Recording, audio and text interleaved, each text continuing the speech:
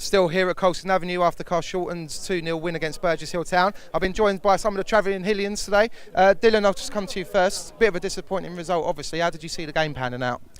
The game panning out, it wasn't the best formation to start with, I reckon. I reckon we could have started with a lot more width in our team.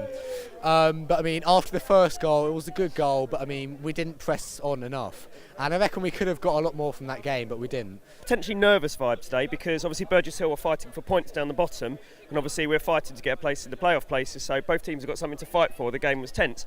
With today, I think what let us down was the Tommy Wood injury, because he scored 5 in 4 for us.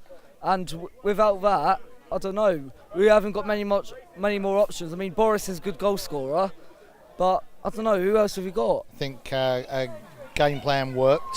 I hate using cliches like that, but it did. But I was considerably upset with the final ball, and even defensively, they had 5 opportunities to cross the ball in the first half, and they got the 5 crosses in, and that's something we've been working against. So there was always that little bit of nervousness. Tommy, we just spoke to Keith there, and he said today was a professional performance rather than a perfect one. Does that kind of sum it up for yourself as well? Yeah, I'd say so. We knew with Burgess Hill coming here that they're obviously still fighting to stay up. So we couldn't be complacent. Our mentality had to be right, and yeah, all the way through it was spot on. It was a very professional performance. It was a little bit of a shock from a Carshalton point of view to see Aaron Smith-Jovis on the bench, because he scored 2 against us before. Yeah. And obviously Tommy Wood went off just after half time. He was your sort of talisman for today, right? Yeah, he was definitely the one everyone thought was going to score. Everyone has been relying on him recently. Up to this game, he's had 100% goal to shot ratio. Butcher, baker, candlestick maker, we don't have any of those at this club, but we do have a couple of flag makers, including this man here, Steve Harvey. Steve, do you want to just point out your latest creation for everyone? Latest one behind us, just because Peter scored at last. It's taken a while. We give him a bit of stick in the clubhouse every home game or every away game whenever we see him, because he can't seem to score. So he bagged one last week, so we thought we'd celebrate.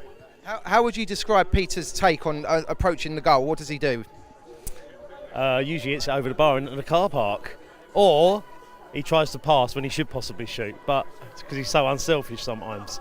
But yeah, so we've given him a little bit of stick. So unfortunately I didn't go to the Enfield game last week, so I missed it.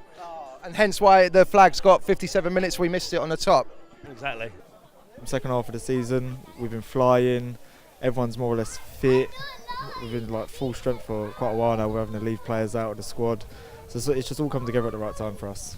Just a quick word on Ricky Corboa. 14 goals for the season now. He's been on fire since he's come back from injury, hasn't he? Yeah, and it's easy to big him up so much, but I know Pete feels exactly the same. I think we're both in the mindset that if a player is that good, they should be being looked at by other clubs, obviously above us. We saw what happened with Mikel.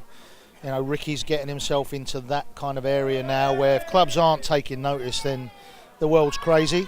He's been doing absolutely fantastic, and both his goals today, both left foot on his weaker foot, and he took them both extremely well. He's been doing fantastic. I think the last home game here wasn't it a hat-trick for him against Brightlingsea Regent? Yep. Obviously I'd only let him go for a massive fee. I'm sure I'm not the only one. I'll take 5%. I'll take 5%. Cheers. But no, he deserves that, and I think we got 1 or 2 more that are capable of that if they get the consistency and learn from the little mistakes that they make.